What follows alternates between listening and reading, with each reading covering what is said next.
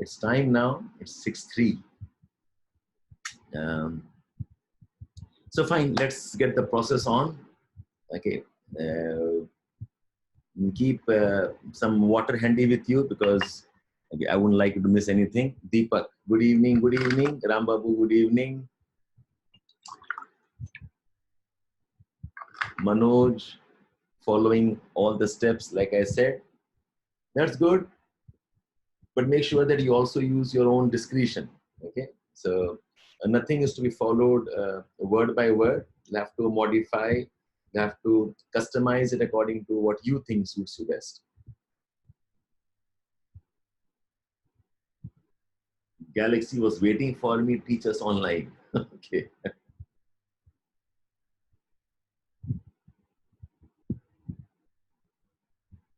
Platforms is different, but things will remain same. In fact, I'm looking forward to making things better, okay, at the convenience of your time and space. Are you all still around Delhi or are you back in your home? Where are you joining me from? Home is where? Home is where art is. Bangalore, Gwalior. Oh my goodness, scrolling home. Delhi, Hyderabad, Jaipur, Himachal, Varanasi. Oh, wow, wow, wow, wow. Scrolling very fast. Okay, I saw Rome. Okay, Rome. Okay, from Indore, Bangalore, Himachal, Mysore, Mumbai, Bhopal. Okay.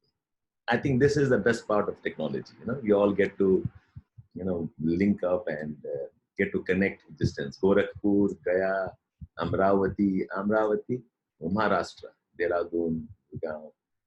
Okay, very nice.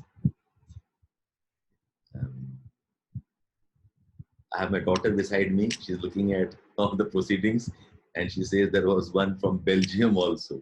Though I missed. Okay, Nello, come say hello. She's my daughter. Okay, her name is Ayat.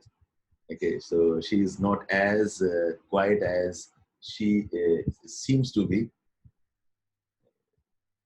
Like hi Ayat. Kumar Saurabh says hi. Hello. You can wish all of them all the best. Study well. Like, hi Ayat.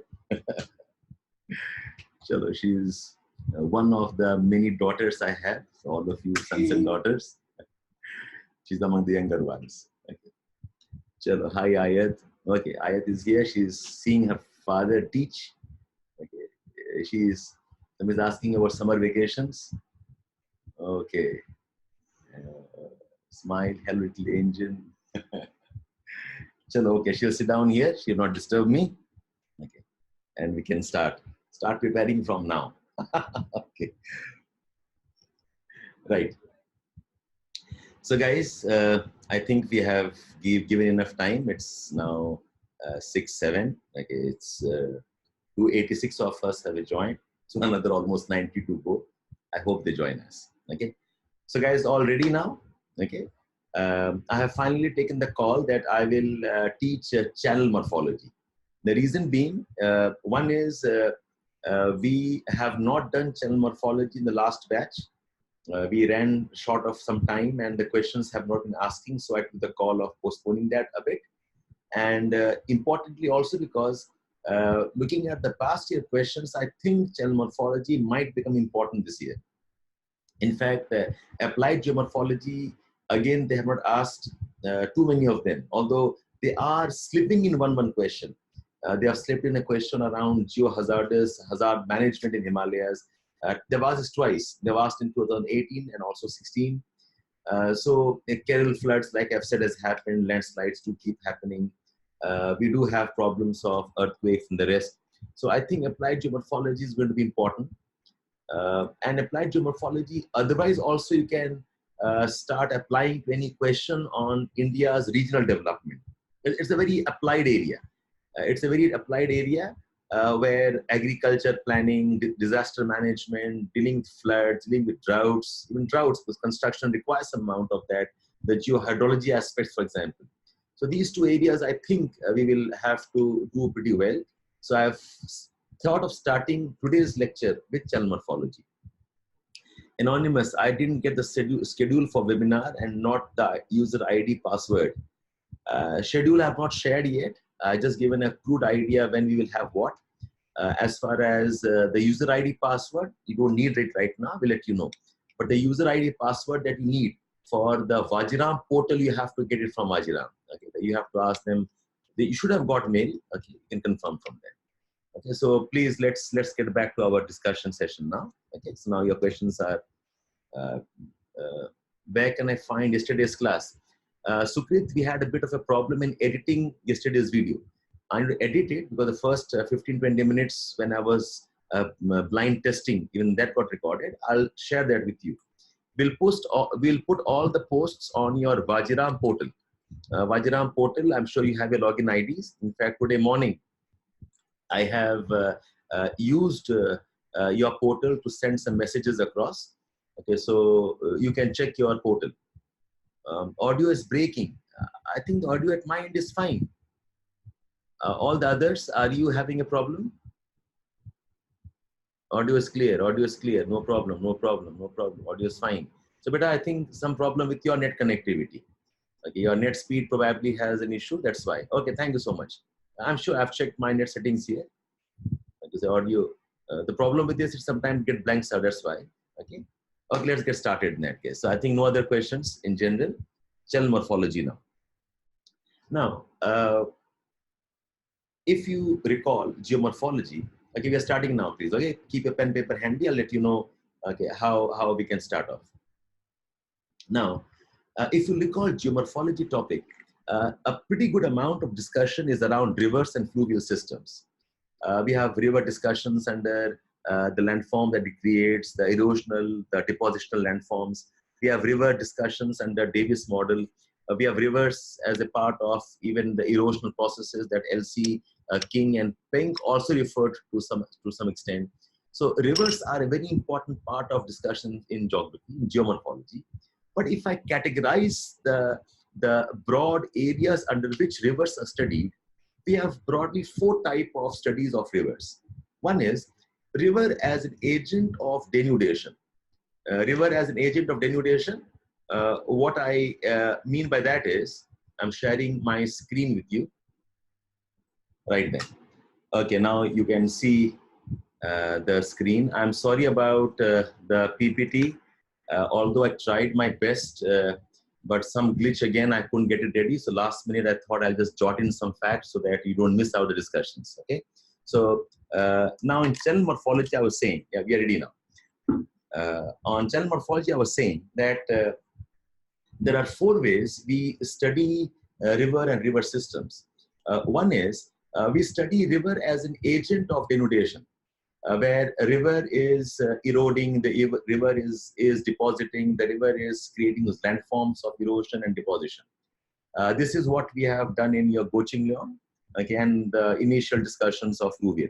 The second way we study rivers is rivers in their role in landscape development.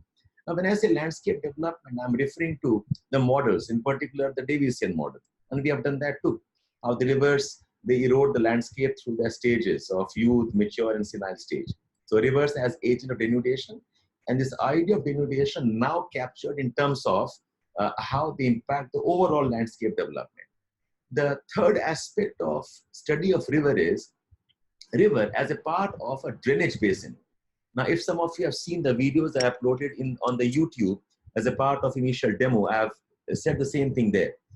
As a part of a drainage system, what we are studying is not how the river impacts the landscape, but how the river is related to other river systems and the overall area. So I have got Ganga River. So I study how Ganga, main trunk stream, is related to the Kosi River, is related to Gandak River, Ganga and Yamuna River, how much of sediments are Yamuna bringing and how does Ganga get impacted, what relationship of Ganga with the head streams of the Himalayas. So we are studying the entire drainage together, not simply one river. And study of drainage together and along with the measurements there, it is what is called as the drainage or the fluvial morphometry. Okay, this is different from what I have talked about rivers earlier. And the fourth aspect is, rather than studying the river alone, in terms of its relationship with the other rivers, we focus on the stream and the characteristic details of that stream. So I don't study Ganga in relationship to Yamuna. I study Ganga itself, the main trunk stream, and I study how much of water Ganga has, what is the average depth of Ganga river, what is its width, okay, what about the velocity of river, what type of sediments it carries, and how all of this impacts the course of river Ganga. So I repeat, river as an agent of denudation, river as a part of larger landscape evolution and development models, river as a part of a larger drainage basin. Okay, drainage basin and its relationship with other tributaries and sub-tributaries. And the fourth aspect, or the fourth way we study a river, is in terms of its own individual stream characteristics and details. So here I talk about the river dimensions, we talk about the flow properties, we talk about the associated erosion and depositions inside the river channel. We talk about the aspects of channel patterns. What type of channel pattern? Is it a straight river? Is it a meandering river? What about the course of the river? Is the river flowing through a hard rock? Is the river flowing through soft alluvial sediments or not? Channel morphology is this fourth aspect, and I have mentioned this here. Channel morphology studies not the river as a part of the basin, but river as a river as a stream in itself and the details that it has. So if you open up Savindra Singh, now what I suggest is, okay, please open up Savindra Singh, and you can have a look in the page number 396. I hope all of you are with me. Okay. Pawan has a doubt. Okay. Pawan has a doubt. What is it? Does the third aspect include study of man? No. Right now, we are entirely in the study of physical geography. We're talking about geomorphology right now. The ideas from this ultimately also is included in the anthropogeomorphology. But as of now, we are not talking about man. This is pure physical geography. But yes, the wisdom that we learn from here, ideas that we have from here can be applied to human aspects. But as of now, we're excluding the man aspects. Right, Pavan? Okay. So I hope all of you are with me. Now, okay, you want me to go a bit slow. Sachin, okay, I'll do that. Right? So I hope you understood what geomorphology is. Now I'll suggest, can you open up page number 396 of geomorphology?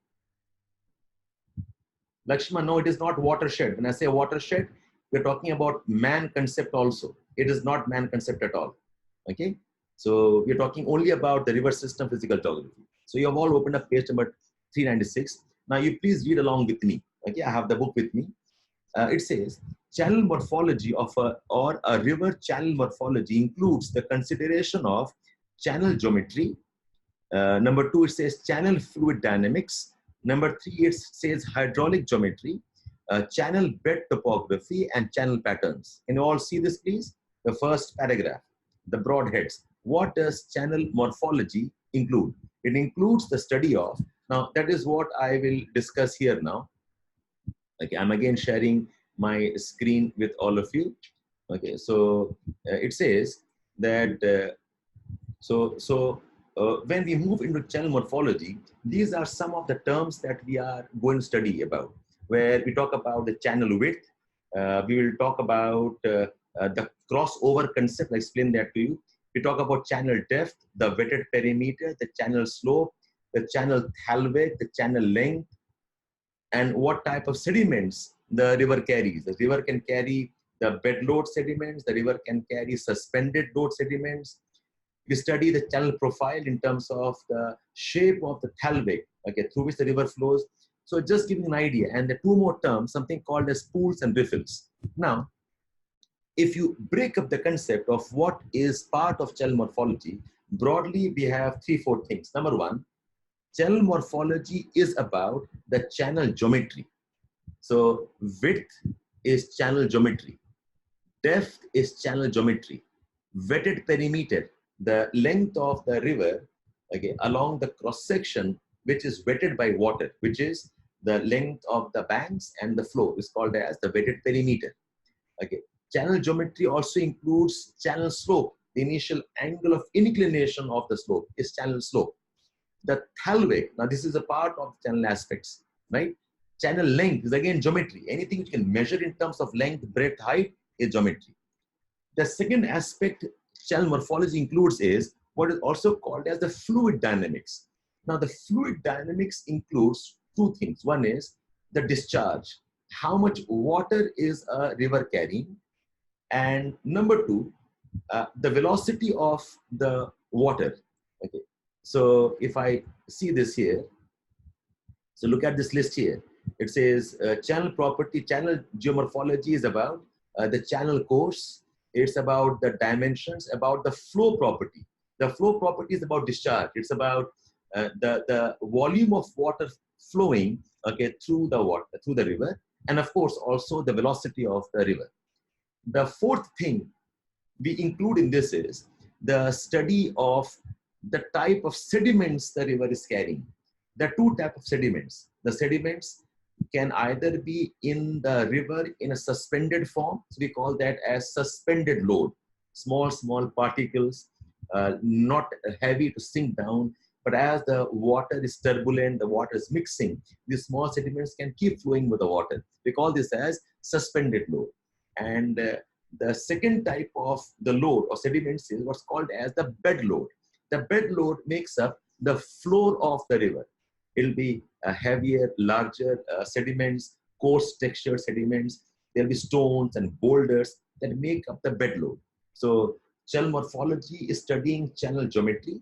Channel morphology is studying the flow dynamics. It also studies the type of load it carries. Along with this, we also study things like, okay, what type of course do we have? The path. Is the path a straight path? Is the path meandering path? Is it sinuous path? So all of this together is also referred to as channel patterns. Okay, so if you read through again, like it explains what channel morphology is. Now I was explaining some terms to you. So you understand the term channel width. Channel width is, okay, the width of the river banks. Okay, channel crossover. Crossover is the line segment that joins 2 points on the opposite side of the banks. So example, if this is your river valley, this is one point on the bank, this is another point on the bank. Okay, and this is the main river flowing in between. So if you have a line here, this is called as the crossover. So the length of the crossover is the width of the river. That's crossover. What is channel depth? For any crossover along the valley, wherever we have the deepest water is called as the channel depth. So we understand width, we understand crossover, we understand channel depth. Wetted perimeter. Okay, so the river valley is this. So the length of this height, the length of this height, and the length of the floor. So it's the valley like this maybe, or like this, the river valley. So the length where the water touches the surface is called as the wetted perimeter. Channel slope, you understand?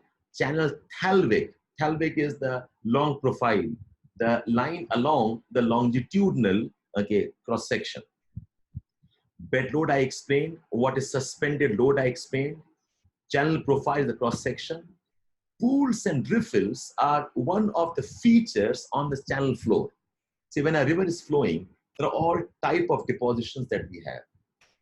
In some places, the channel depth is a bit more, and those areas can have very fine textured deposits. I repeat, along the length of the channel on the floor, there can be variety of depositions. One type of features are, these are depressions. Okay, the floor is never perfectly flat. The depressions. And in these depressions, if there are very fine textured deposits, we call those as pools.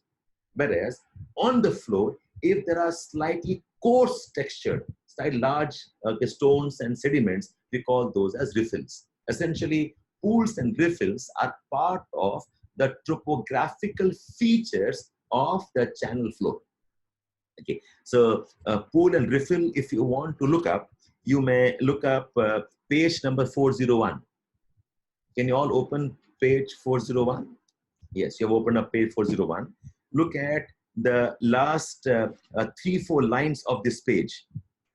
Okay, it says, according to Pets and Foster, please underline while I'm speaking. It says, according to Pets and Foster, a riffle is a topographic high area produced by lobate accumulation of relatively coarse sediment. Lobate is all size and the rest.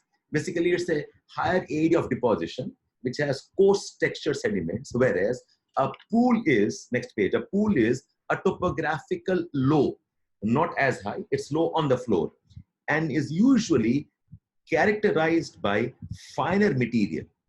Okay, and riffles and pools, they make up the floor of a river. I've explained two things. One is, what do you mean by channel morphology? And I've explained, okay, some of the terms that we will use in channel morphology. As of now, I'll suggest, don't bother about what type of questions they may ask you. I would rather focus more on, you understand the concepts, then I'll take you what type of questions, okay, they can ask you. We come to, now under channel morphology, there are 3-4 things we will study. And more or less, I'm following the organization of this chapter as given in your Savindra Singh. Okay, and all of these can be one short questions, right? So the first discussion it says is hydraulic geometry. Okay, this is the first aspect of channel morphology. Hydraulic geometry is the relationship between, okay, 3 or 4 broad things. Relationship between the fluid dynamics of the river, the channel characteristics, the type of load, and the type of bed and bank material. When I study the relationship between these 4 things, what are the 4 things? Fluid dynamics. Fluid dynamics means, okay, velocity and the discharge of the channel.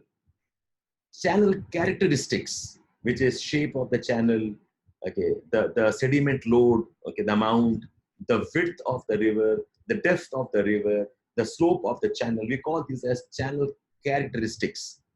Then we have the type of sediments. Okay, type of sediments, I said they can be bed load as found on the floor of the river, and we can have suspended load. Suspended load is the load which is in the river flowing with the velocity of the stream. And the 4th thing is studying the relationship of all of this with the nature of the bed and the bank material. Is the bank made up of hard rocks? Is the floor made up of hard rock? If the bank is made up of soft rock, what will happen to the width? So soft rock, high discharge, the width can increase. Hard rock, okay, even if high discharge, the width may not increase much. So when we study these aspects together, we call this as hydraulic geometry. So what you can do is you can write a question. Okay. Please take down a question as I dictate. Right, take a question. The question is, okay, what is hydraulic geometry? What is hydraulic geometry? Discuss the components of hydraulic geometry and the relationship between the variables. The components and the relationship between the variables. What is hydraulic geometry? Discuss the components, okay, of rivers and the relationship, okay, between the variables. So what is hydraulic geometry? Hydraulic geometry is a study under channel morphology. It is a study of relationship between, okay, 4 components: fluid dynamics, channel characteristics, the type of load, and the bed bank material. And these relationships are about the components that decide the character of a river. Okay, and then we'll discuss how are they related. Okay, how are the variables? All of these are variables. Discharge is written as Q, it's a variable. Velocity is V, it's a variable. The shape, rectangular shape, the width of the river, the depth of the river, all these are variables. And how are they interrelated? Now, in this relationship, one thing is very important, that climate and discharge. Okay, climate, which is also the discharge. Basically, when I mean climate, I mean heavy rainfall. So when I say climate, I essentially mean discharge. and geology, which is rocks, okay, the type of, the structural aspects. Climate or discharge and geology are independent variables. When I say independent, what I mean by this is that these are those variables which are not changed by the river itself. These are the variables that decide what happens with the channel or the stream. Okay, so what is hydraulic geometry? What are the components? We have got 4 components, and now we will detail the relationship between the components. I think some of you had some questions. Okay, so can I take up some of the questions now? Let's see. One by one. Okay, what is wetted perimeter?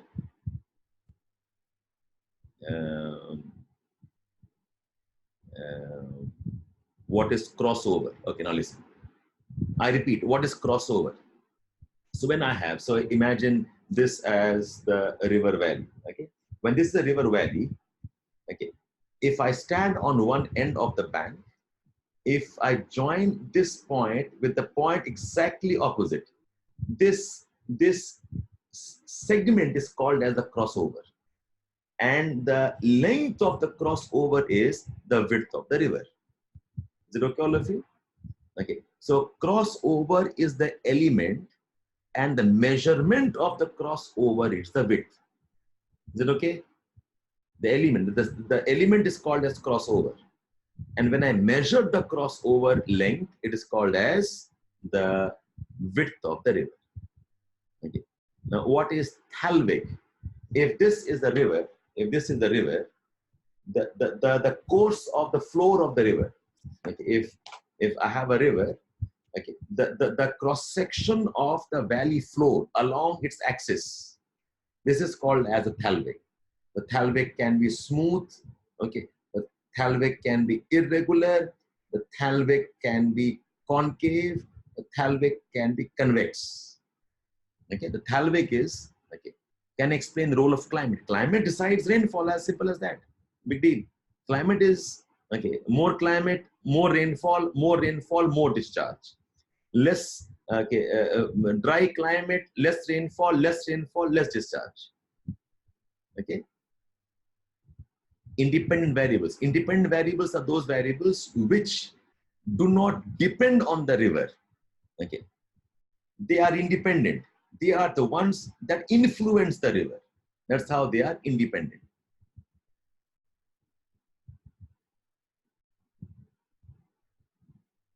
I didn't get your question. Okay. Why have you come to radius of curvature as of now? River alters geology to some extent. Not in terms of structure. Okay, rivers can alter in terms of maybe erosion deposition, but rivers will not say they convert metamorphic.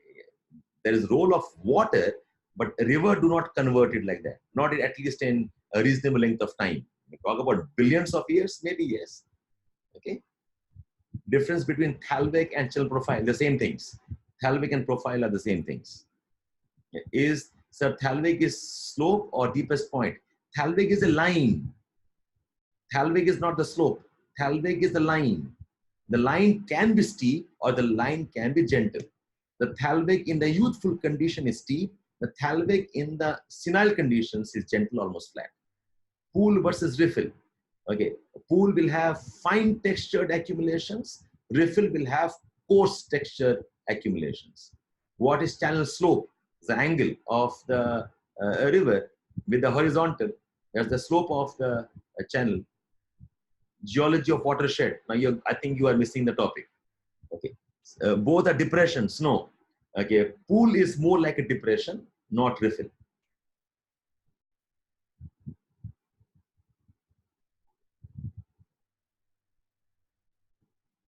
Abhinandan asking me if Davis talked about a river as an agent of denudation. Okay, then why am I keeping the 2 points separate?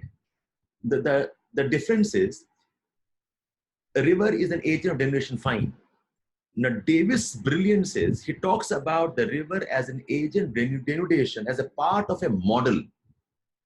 Okay, the way you study the river erosion deposition in Goching is not same as the way Davis is explaining river's role. Okay, so yes, river ultimately erodes and deposits. We also have that in Chal morphology. But the difference, okay, in the concept is Davis talks about the river as a part of a model. It is a type of explaining how the river proceeds and shapes the landscape, not talking about individual landforms alone. Okay, so they are different.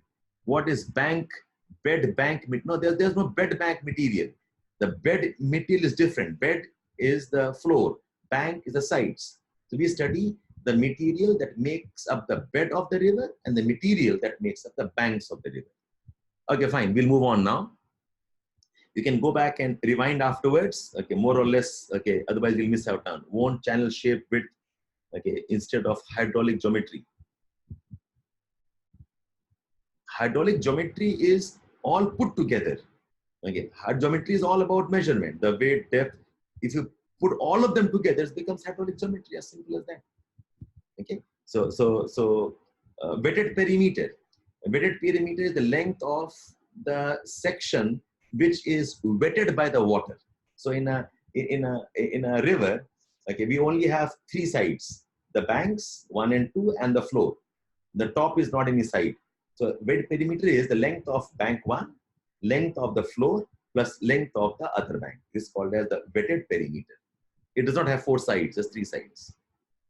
Okay, so we'll move on now. So I'm now moving on. So again, we continue. So what is shell morphology? We understand. What are some of the terms? And we're moved on towards understanding what is the concept of hydraulic geometry. Now, in hydraulic geometry, there are 3-4 broad sections we will study. The first section we study is how is discharge, I repeat, how is discharge related to, how is, yeah, let me get back on this now.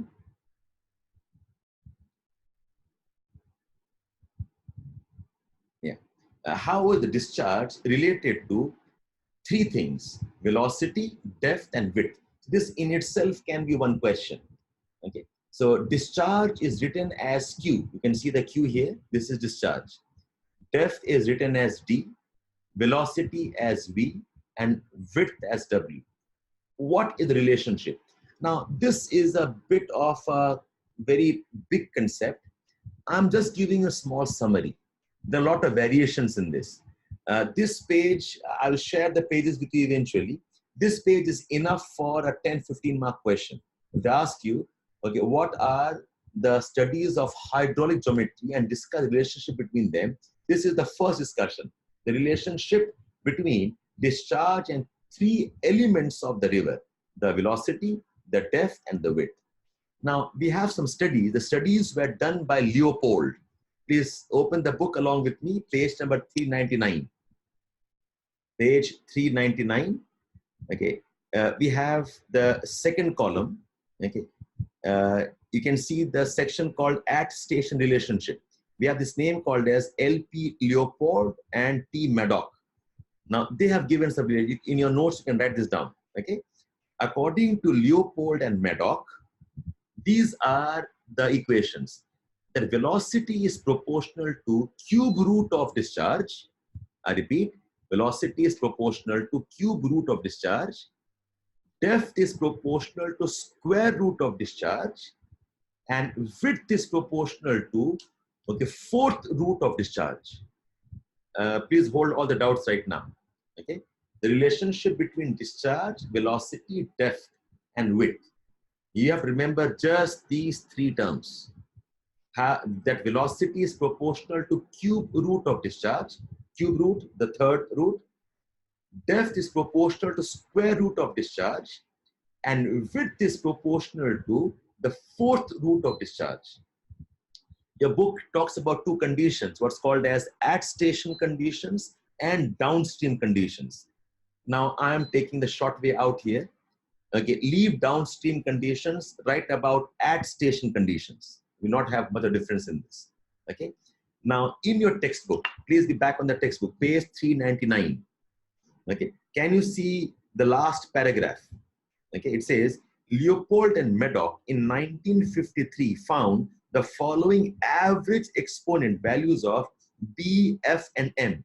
Basically, B, F, and M are those power functions. Okay, you can use B, F, and M, or you can write the way I have written here. So when it says, look at the first, it says W is equal to A into Q to the power 0.26. 0.26 basically means, okay, fourth power approximately. 0.25 is 1/4 of 1. So B is 0.26. So I have mentioned that width is a fourth power of discharge. Look at the next one. It says D, depth. The depth is C into Q to the power 0.4. 0.4 approximately 0.5. So that is, okay, square root. So the depth is square root 1/2 or square root of discharge. So whatever is there in the book is what I'm telling you, but I modified it for you to remember things better. You go by this page, please. I repeat, we are discussing the relationship between discharge, velocity, depth, and width of a channel. And according to Leopold and Madoc, velocity is cube root of discharge, depth is square root of discharge, and width is the fourth power of discharge. But then it says that this is under certain ideal conditions. But there can be deviations also. And just remember these 4 deviations. Okay. The deviations can be because of channel shape. The deviations can be because of stream patterns. And the deviation can also be because of the bed bank material. What type of material makes up the floor of the river? What type of material makes up the banks of the river? So these 3 things also decide. So if I consider, okay, in general, this is the rule, but whereas the specifics tells us we can have variation. Let me give an example to you. Imagine I have 2 rivers. In one case, the river channel is a V-shaped channel. In another case, the river channel is maybe a rectangular channel. Like it is a rectangular channel. Now imagine, if water was to increase here, like if I put more water, won't the width of the river increase? Okay. The water level is here. This is the width of the river. If I have got more water, now this is the width of the river. So in a V channel, okay, as we have more discharge, more water, the width of the river will increase. But imagine a rectangular one, okay, perfectly parallel. In this case, even if I add more water, will the width increase? Okay, because this is 2 parallel lines. The width at the floor is same as the width at the top. Like if I have a rectangular channel like this, okay, so no matter how much water you add, okay, the width of the channel won't increase. That's what I mean by that. Okay, in some conditions, the channel shape can decide the width also. Okay, so if I have rectangular shapes, the width will not change. But if I have asymmetrical, okay, it could be symmetrical V or it could even be asymmetrical V. And as I add water, the width can also increase. So that is a deviation from this rule. Okay. The velocity can also depend on riffles and bars and depositions. See, this equation tells us the velocity is proportional to cube root of discharge. But what if 2 rivers, same type of discharge, but one river has more sediments, the other river has less sediments? So obviously, the one which has more sediments, more of riffles and sandbars will move slowly, as simple as that. So this is actually intuitive. No big time rocket here, science here, which will end up confusing you. Okay, so this relationship is in general. Okay, whereas there are 3-4 things which can end up deviating this rule. What are they? The channel shape can deviate the rule.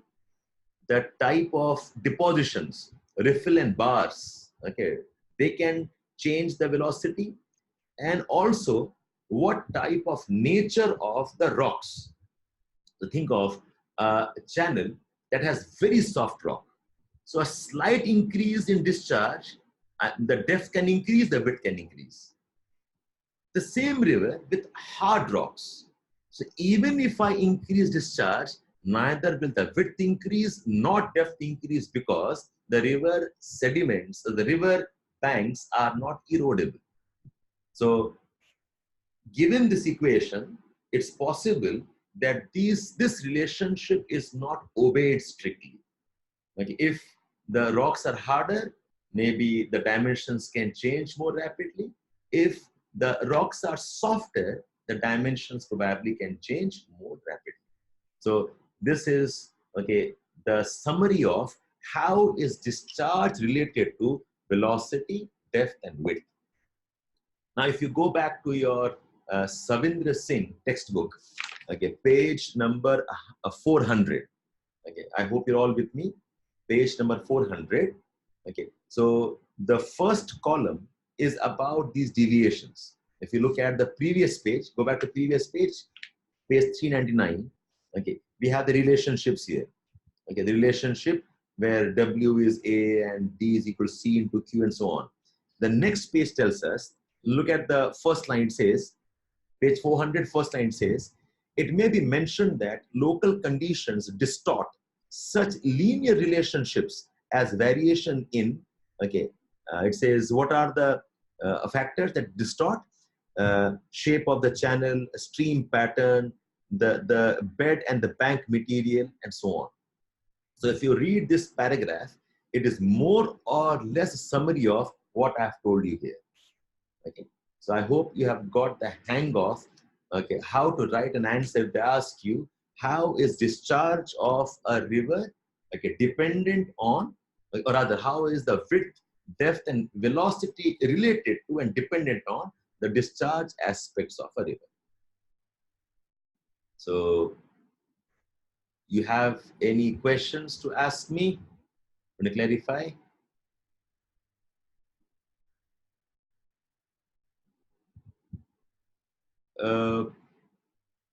Yes, Sumesh, channel shape, width, etc. are part of channel configuration. Now, we do not use this word, we use the word channel geometry. And channel geometry, when I relate it with fluid aspects, fluid dynamics, I hope you understand that. All of you listen, he's asking me, won't channel shape, width come under channel configuration rather than hydraulic geometry? Now you are confusing between four terms. Number one, we do not use the word channel configuration. In channel morphology, we don't have this word. We have the term called as channel geometry. So width of the river, depth of the river, the length of the river are channel geometry. Next, there's an idea called as channel dynamics. Channel dynamics is two things. Velocity and discharge. When I discuss the relationship between channel geometry and the channel dynamics, along with sediments and the type of rocks that make up the bed and the banks, all this together is what's called as hydraulic geometry study. And more specifically, hydraulic geometry is about how is the discharge related to velocity, width, and depth of the river. Yes, if there's asymmetrical valley, even if the hard beds, see if this is the asymmetrical or symmetrical valley, but the V-shaped valley, even if the bed is hard or the bank is hard, doesn't matter. The moment you add water, the water level will rise. And when the water level rises, the width will increase. Big deal. This is the level of the water. Even if you have got hard rocks, it does not matter. If the amount of water increases, the width of the river will increase. So it does not matter if there are hard or soft rocks. Person, I'm not getting into what is at station study and what is the downstream study. There are two different conditions. You have it in the book, but I doubt if they'll ask you at that level. So I'm skipping that part. And all of this is quantitative analysis. Channel morphology is hardcore studies in terms of measurements, velocity. Okay, so all of this comes under quantitative analysis. What are bars? Bars are depositions, the long elongated depositions.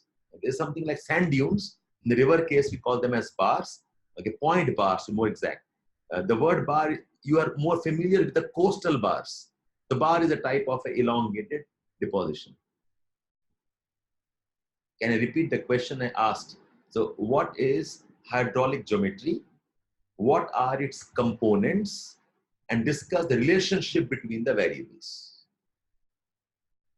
Components and relationship between the variables. The variables are discharge, velocity, width, depth, and the rest. So width will increase. What's the meaning of non-cohesive? Sediments don't stick to one another. Cohesive means they stick to one another. Non-cohesive means, okay, they are easily separable. If they're non-cohesive, they will erode faster. Okay, so I think you have got the points more or less. Okay. Geology is not related to velocity. If you include slope as part of geology, yes. Number two, if you include porosity and permeability, I've got two channels. In one case, the channel is having porous rocks and permeable. The water can seep in, the velocity will be less. But if the channel is having hard rocks, okay, it will be more. If the geology tells you there are soft rocks, if the soft rocks, more erosion, more sediments, again the velocity will reduce. So geology is related to velocity of the river. Okay. And geology is the independent variable. Geology, river does not change geology, but the geology impacts the velocity of the river. How does a stream pattern? Think of this. Okay, I've got two rivers. I have a straight river and a meandering river. If I put more water, in which case will the water move faster? Think about it. And as a channel pattern, I mean, it could be a straight river or it could be a meandering river. Okay, yes, exactly. If the river is straight river, you'll have more velocity. If you've got a meandering sinuous channel, I'll have less velocity. So that's how it is. Exactly. Yes, Abdul, you're right. Okay. So that's more or less, okay, one discussion that we had as a part of channel, okay, morphology. The next study is how do the bank, that's a very, very simple concept we have. How do the bed bank material, okay, how do they impact? So more or less I've discussed that for you. How does the bed bank, now look at page number 400. Please open, now we are back now, please. Okay. Now, yes, you are right. You are right. Like 1, 2, 3, 4, 5, 6. Water will move in the straight channel. Yes, first and exactly correct. Guys, are you all okay with the way we are going? Are you all okay? Yes, yes. Because I thought I saw some more numbers and I found some of you have left the discussion. Okay, absolutely fine. Yes, sir. Yes, sir. See, it's perfectly okay if you do not like some things. Like I said, okay, this is my first experience. I hate to record videos in the class and share it with you. That is not online teaching. I've been told this by many students, put a camera and share it. All this while I did not do because I wanted to take a class of this kind where I can discuss with you, I can ask you questions. You can clarify questions. Yes, it will be a bit slow, okay, but I hope, okay, you will all ultimately catch up with me. Can I go a bit slow? Okay. Oh, some of you have buffering problem. Do repeat, as I said, I repeat. Okay. So some of you are getting nostalgic about the classes. Okay, fine. Speed is fine. On the class, nostalgic, speed is fine. Go faster. Okay, so we have one CCNP telling me go faster. Okay, sir, the page number in the book.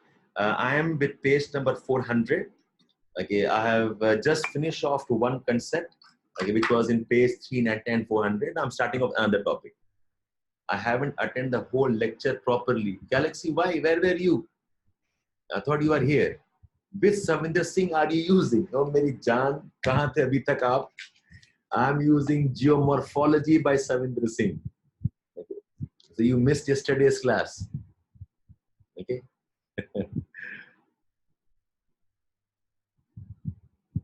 Those who have left have internet issues. Oh, well, okay. I want to believe that. How rectangular shape does not affect. Now I have to do something about this. Okay. No worries. I will explain this to you. Okay. Guys, we are learning, okay? So don't get impatient. Okay. Some of you have some doubts. Okay. Don't have a separate book. Okay. Dakshayani, please buy the separate book. Okay. That is what I've been telling you. I have posted messages also to you on the Telegram. You have to buy the separate book. Okay. Now listen. Okay. This is the best I can do for a rectangular channel. I hope you all can see this now. Okay. When it is rectangular channel, the distance between two sides always remains the same. So whether you have more water or less water, will the width of the river change? Okay, a little up. Okay, so now there is my river. Okay, is it okay now? If it is a rectangular channel, I can see you through the channel. It looks like a very romantic, like a view. Okay, it's like a dam. Okay, so if you have a rectangular channel, okay, irrespective of how much water you have, will the width between the channels, between the banks change? It will not change. That's the point. Okay. Whereas if you have a V-shaped river, it's a V-shaped river. Okay. The moment you add water, the width will change. That's it. Okay. Okay. Let's get back now. Now we're discussing the next concept. I'm switching off my chat box now.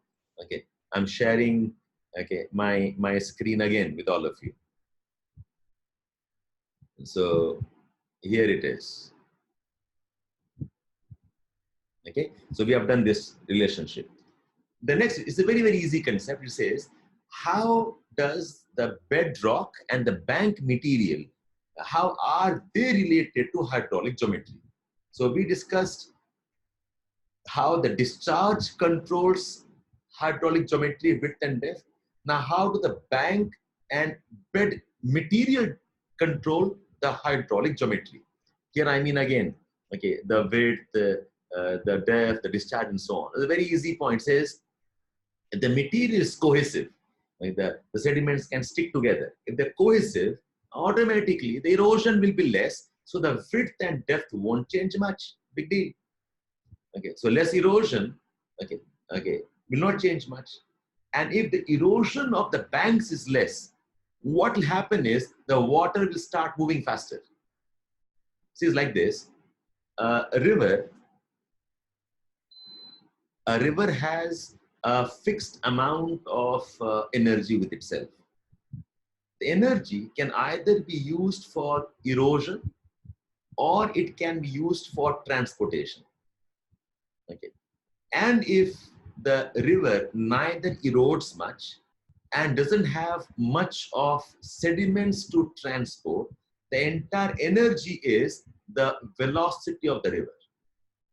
But if the banks are soft material, erodible rocks, what happens is the river starts engaging in erosion. The river then starts engaging in transportation. Automatically, its velocity will decrease. That's the idea. So I've written here, resistant and cohesive bank material will restrict erosion, and less erosion will mean increase in velocity. As simple as that. And vice versa. If the material is erodible, then the width increases with discharge and the velocity will not be much. So it's like this. I have a river. Think of this. For the same discharge, if the river width is less, the velocity is more or less?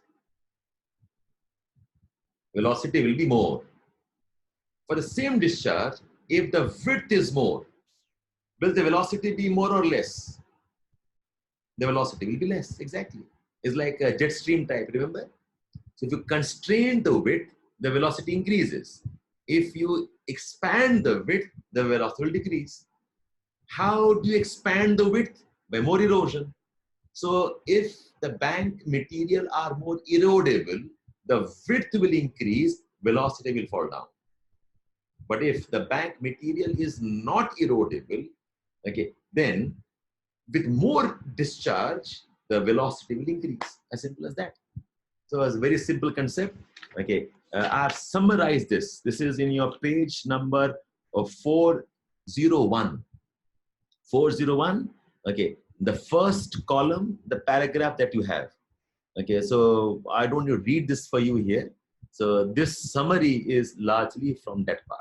Okay, so that takes care of one discussion. The second discussion is, the third discussion. I've discussed is how is discharge related to width, depth, and velocity. The second discussion was the relationship between velocity, discharge, and bank material. The third discussion is what is the control of the sediment load? If I have more sediments, if I have less sediments, if I have more of suspended sediments, and if I have more of bed load sediments, how are they related? Okay, we call this as sediment load and hydraulic geometry. Now, your first sentence, the book says, after discharge, sediment load is the next most important variable influencing channel form in geometry. A river, its width, its depth, its slope. What controls this? I repeat, a river, a channel, the width of the river, the depth of the river, the slope of the river, the path of the river. The most important control is the discharge in terms of the amount of water. The second important control is what type of sediments is the river carrying. Of course, the sediment is related to the geology of the landscape.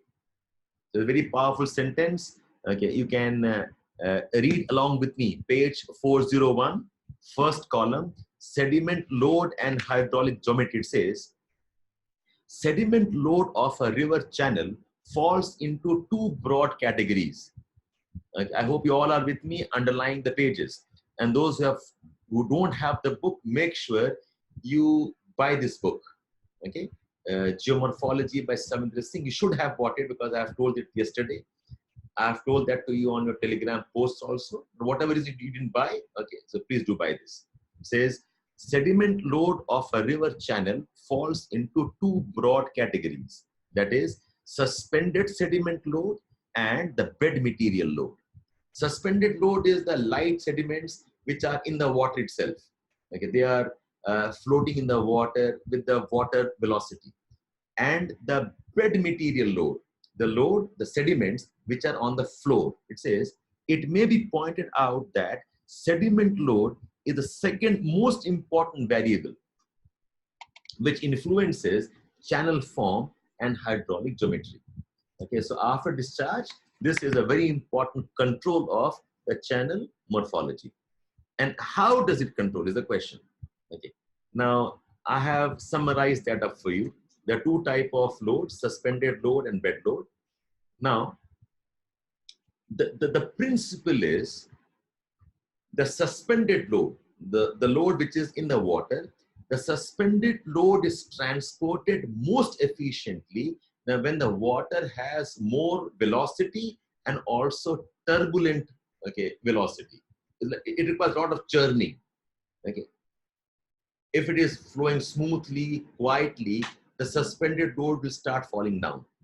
For the suspended load to get transported, I repeat, suspended load to get transported, the river requires higher velocity. Okay. And the river also requires the amount of mixing. Whereas bed load, okay, the sediments which are on the floor of a river, the bed load is most efficiently transported when there is a strong drag along the floor. So if I imagine this as my river, I have sediments in the water itself. We call this as suspended load. And we have sediments on the floor.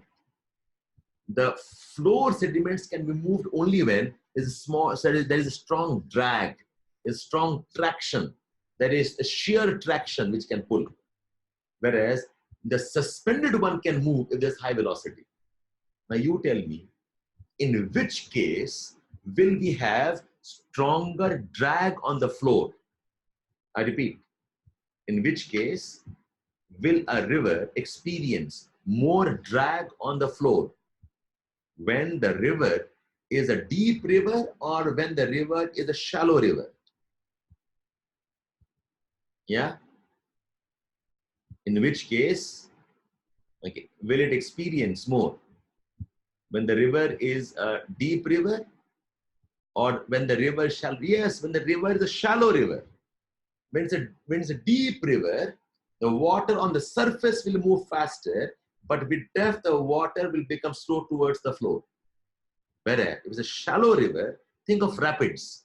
Shallow river, the floor can be easily dragged and the floor can easily be eroded. Okay, so that's the idea. So if I want the bed load to be transported, I need shearing. And for shearing, I require less depth. As simple as that. So our W by D ratio, okay, our W by D ratio should be such that, okay, I've got the symbol wrong, it should have been less. Sorry, it should have been, it's fine. I need the depth to be less, like, and I want the width to be more. The ratio is fine. So when the W by D ratio is high, the width is more and depth is less, then a river is capable of dragging the bed load. Whereas if I want high velocities without any friction of the floor, I need to have more depth. So for suspended load, we require more depth. We require less width. River is narrow, the river speed is more. The river is broader, the river speed is less. That's it. How the hydraulic geometry is related to the type of the sediment load. The entire section summed up into one page. Any questions here?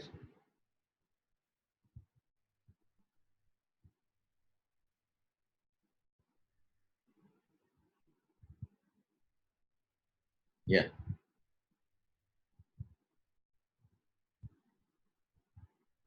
It's a ratio. Okay.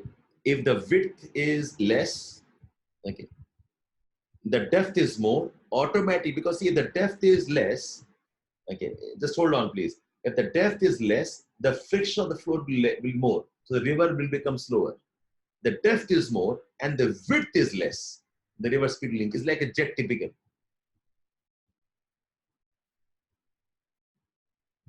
We don't write more than one, less than one. We just mention more or less, that's all.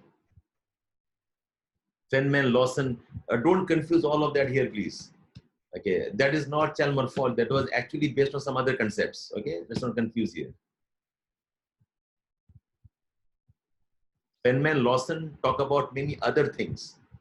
They're talking about the role of soil creep, talk about rain wash, they're talking about the overland flow.